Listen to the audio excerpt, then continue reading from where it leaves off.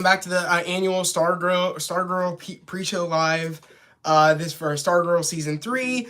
Guys, tonight's episode is episode 9 called "The Monsters." I'm super excited to get into tonight's episode. I'm super excited also just to talk about in general about what your theories are for tonight's episode, and if you guys have any predictions on where the season's going to go, especially because of the news that dropped 2 days ago that this will be the last season of Stargirl.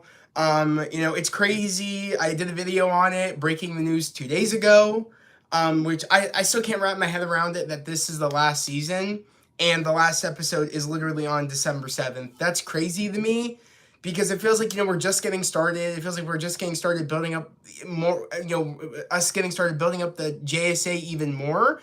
I mean, it's crazy to me because with the JSA team, we have 2 new additions that, hell, we would have had 3 maybe new additions to the team.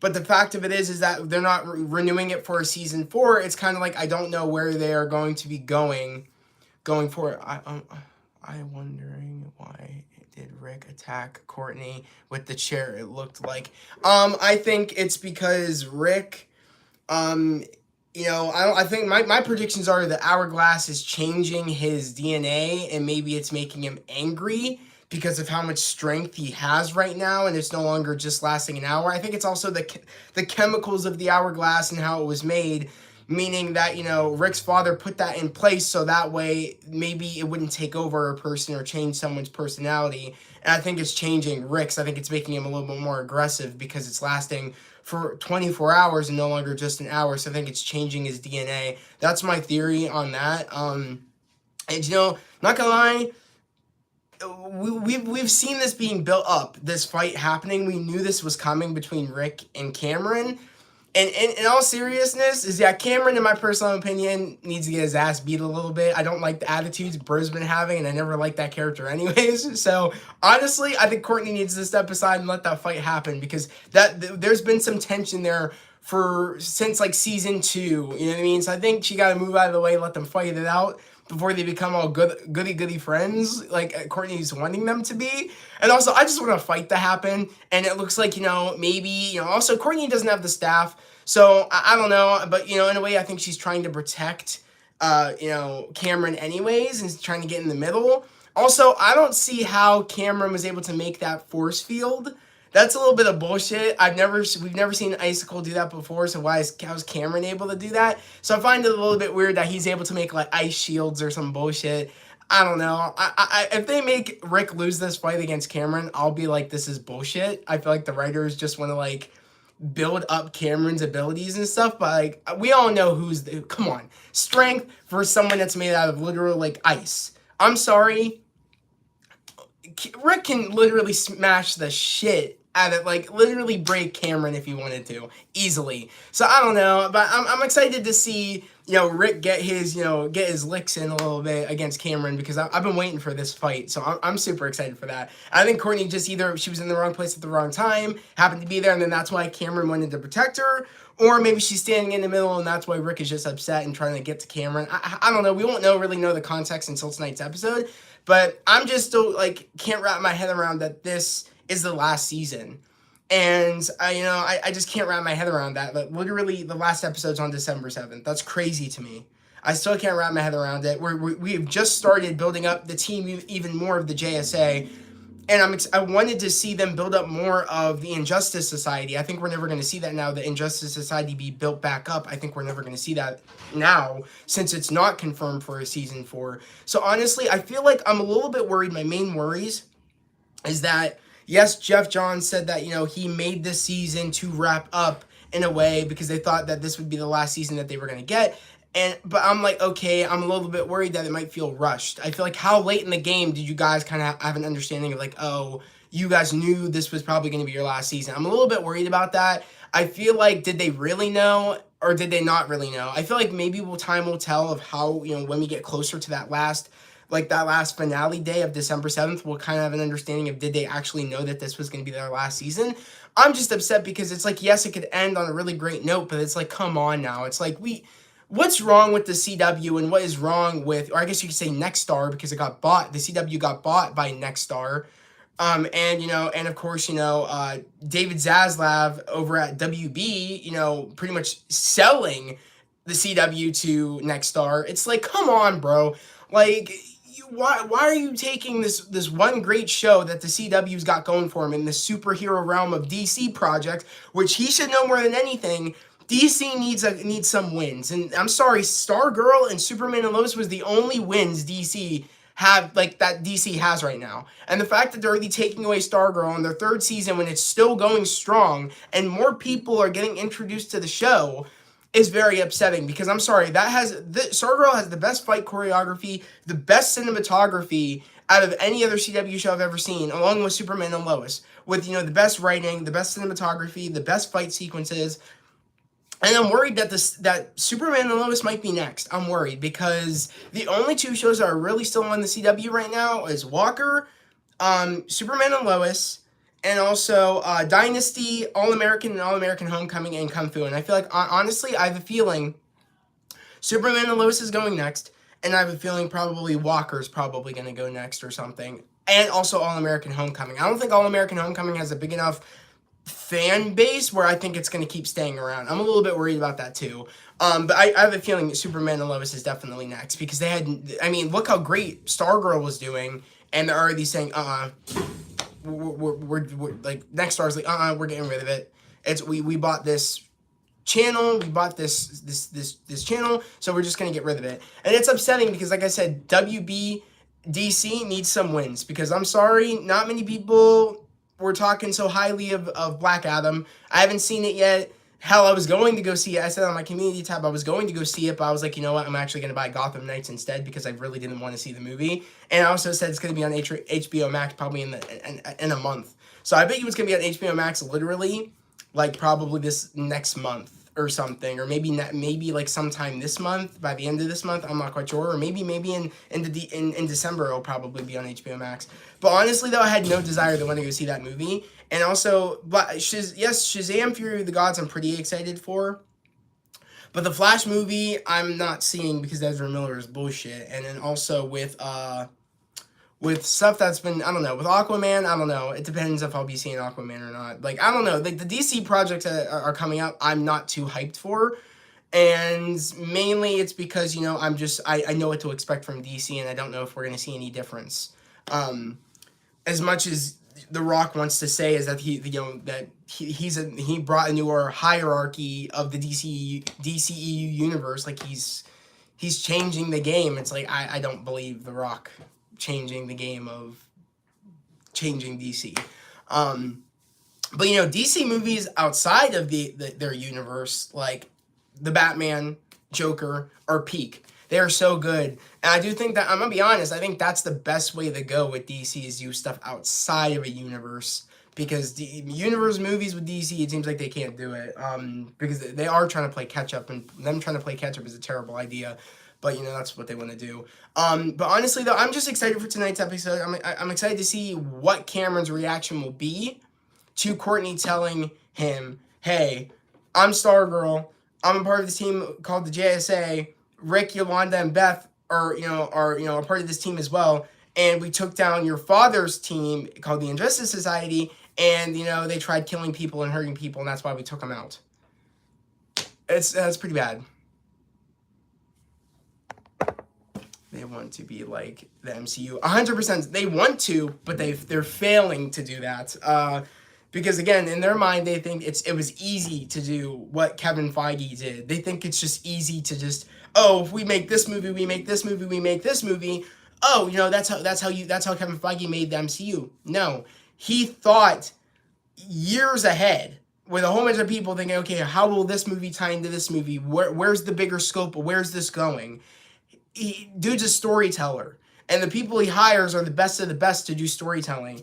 WB hasn't learned that yet, where you need to really, like, put the money in to buy the best of the best of writers, of CGI, the people that work on CGI, a whole bunch of different things. Like, they just think you can just make movies and then just be like, we made our universe. Like, no, that's not how it goes. Hell, already Black Adam ruins the lore that Shazam was building up in Shazam, where literally the dude that gave Billy his powers was explaining about, oh, we gave these powers. I gave these powers to someone by mistake, aka Black Adam, and he brought out all these creatures, and then these creatures destroyed the world or destroyed this place or whatever. They never did that in Black Adam, from what I'm understanding. People have said that that scene's not even in Black Adam.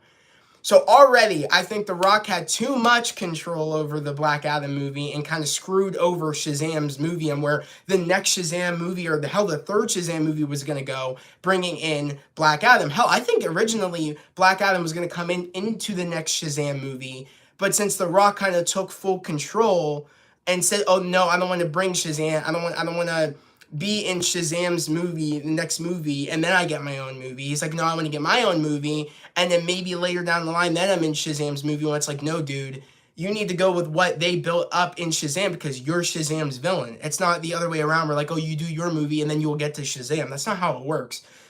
Shazam built you up at the end. I think it was like the ending of the Shazam movie with the Shazam family, where there was an extra seat, and then that was a hint. The director saying, "Oh, Black Adam's coming in the next film, or maybe the third one as a villain." That's how it was supposed to go. But I think The Rock needs to step back a little bit and go with what they want to do in Shazam, because again, it's his villain, it's Shazam's villain.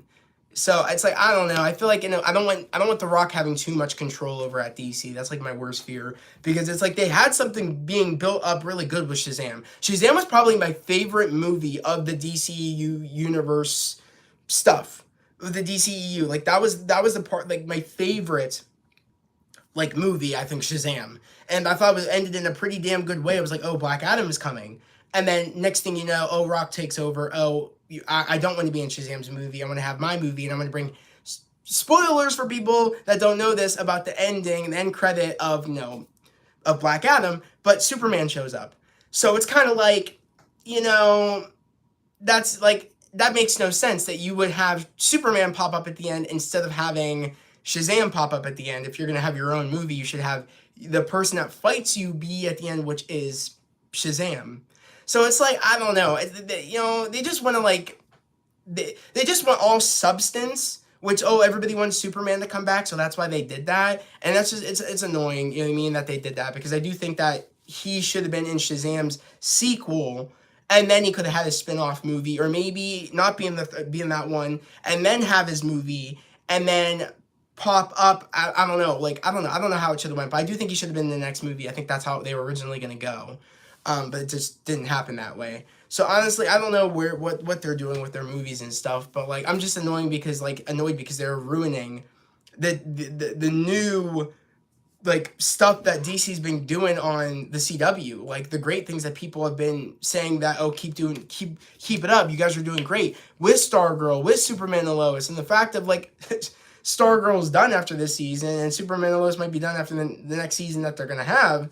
It's just very frustrating to me that it's kind of like, why would you guys get rid of the one thing that is working for you guys right now? Like, why?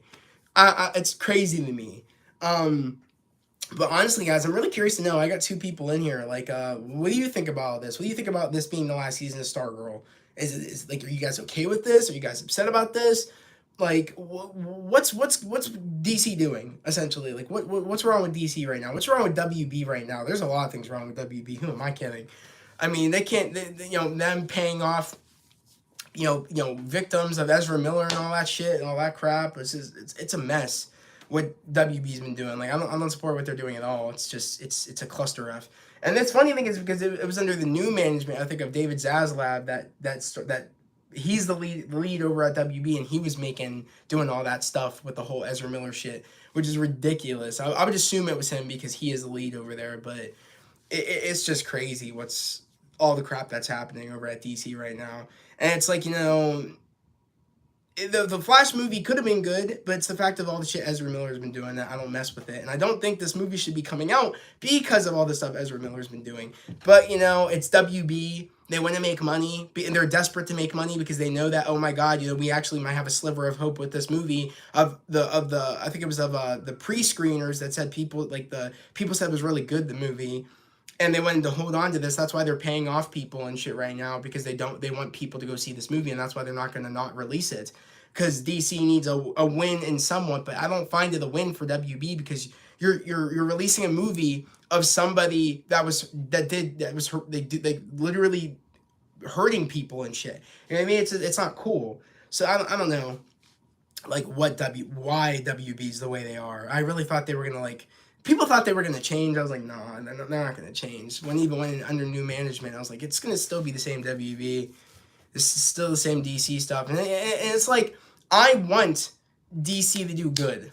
I do. I love Marvel and DC, but I'm sorry when it comes to like Marvel having a tight ship on how they do things, and they don't do the bullshit. That's why I like them more, and they actually want to. They want to like give us what we want as fans. They want to do that, and that's what I love so much about Kevin Feige, because he listens to the fans. He knows what the fans want. He's a fan himself. That's why it works.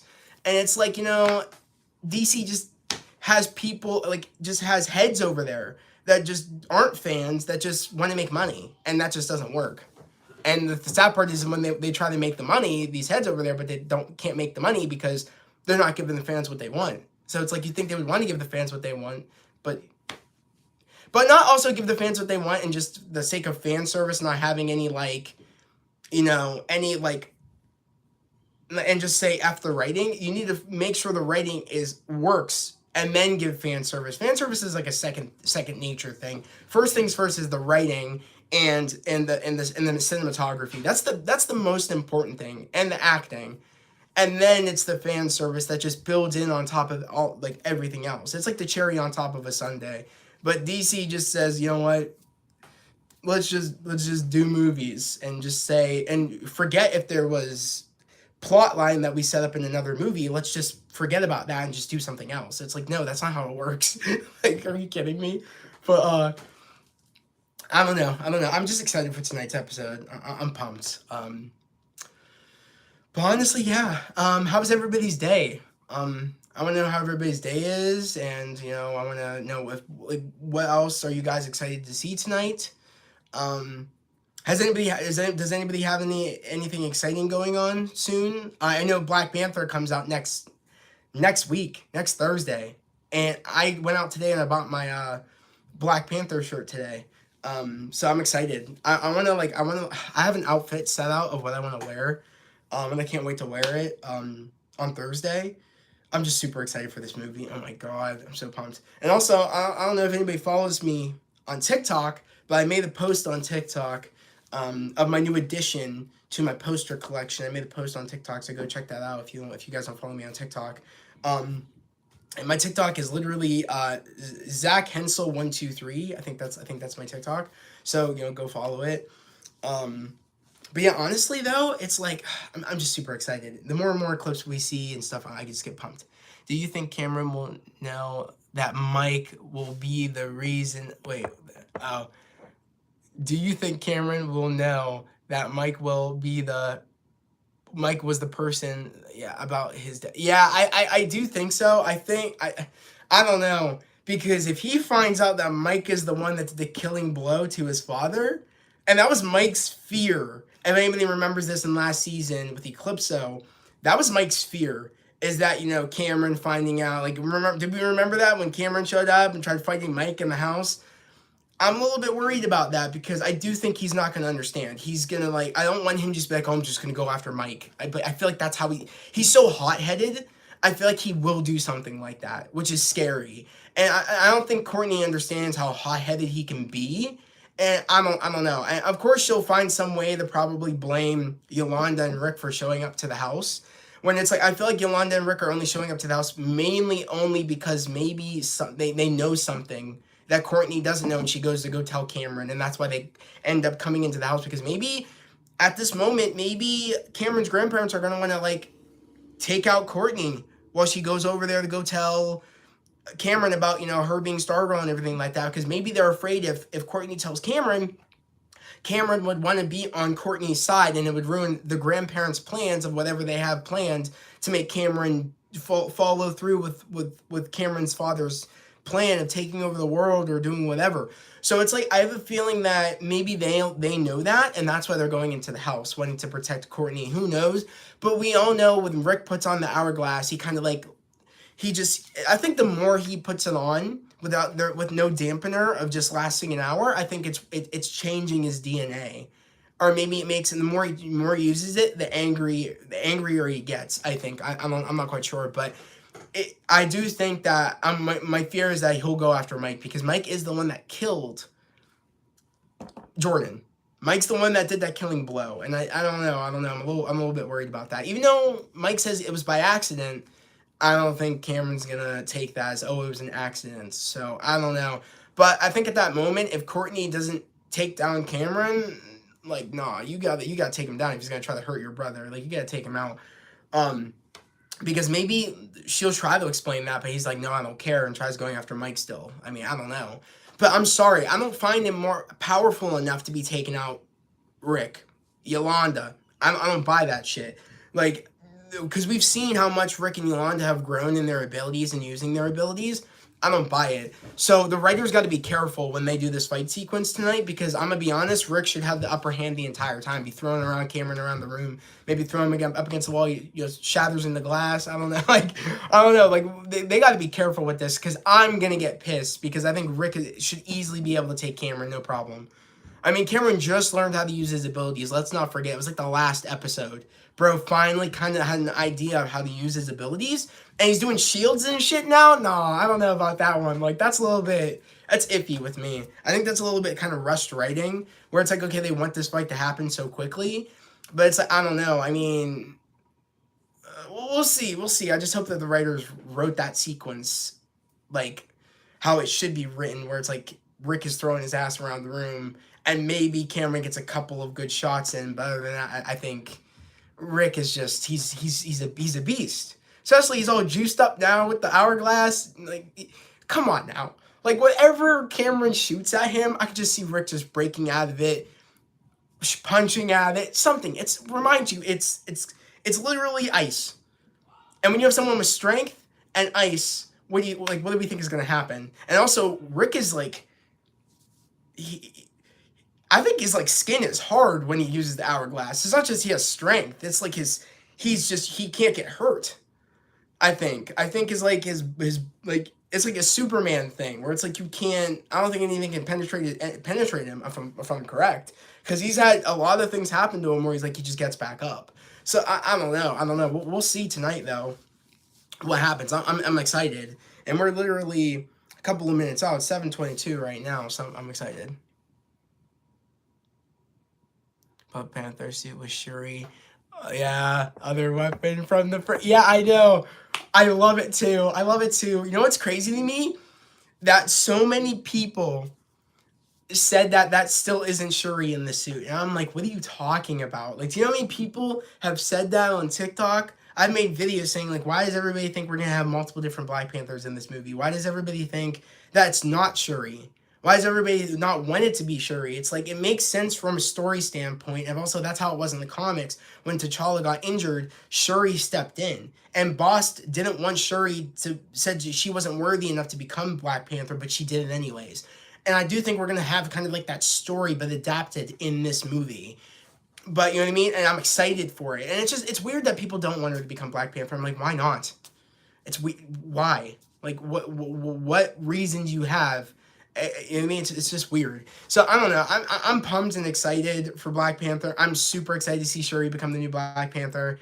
Especially, it really confirmed it when I made my TikTok and they dropped that like TV spot, and Shuri, the Black Panther, was using Shuri's gauntlets. That was them confirming that is Shuri. For people that really wanted proof, that is Shuri. Shuri's the only one that uses those weapons.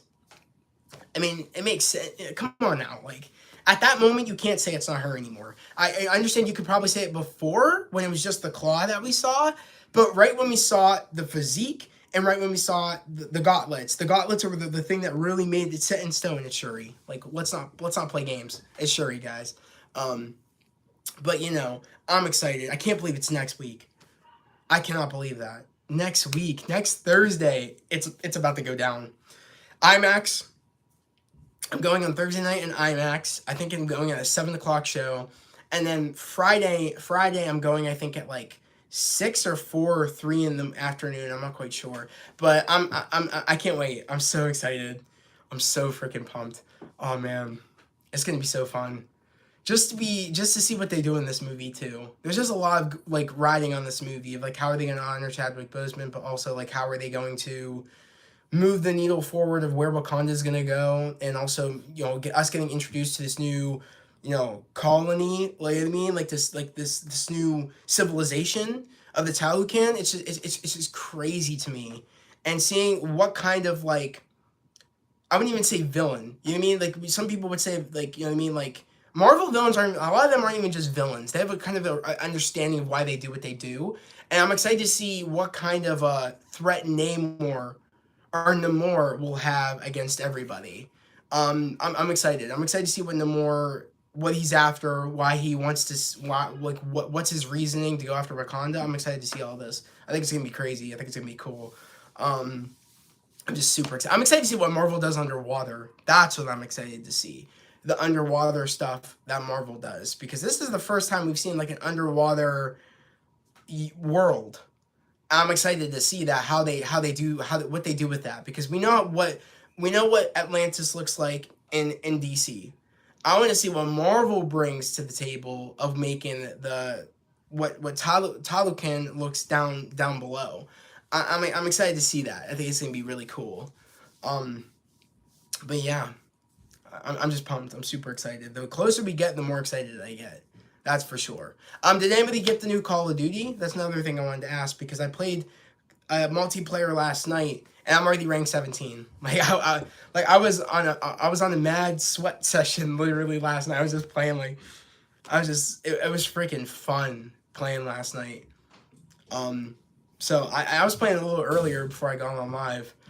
So I'm really excited. I think I'm gonna get back on probably later tonight. I'll probably get back on. And also, speaking of which, I just want to let everybody know that probably tonight or tomorrow I'm putting up my latest episode of Andor. I think it's episode 9 of Andor or 8 of Andor. The newest episode that released today I'm going to be putting up tomorrow, probably on Patreon tomorrow. If not tonight, it will most likely be tomorrow morning around that time. So it will be up on Patreon tomorrow or tonight.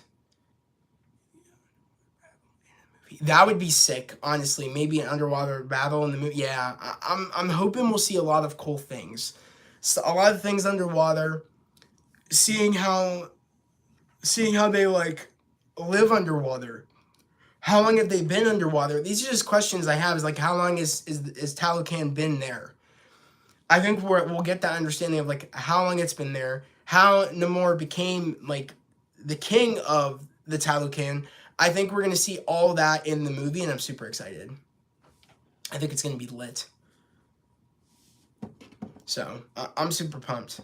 The closer we get, like I said, the more excited I get, and yeah.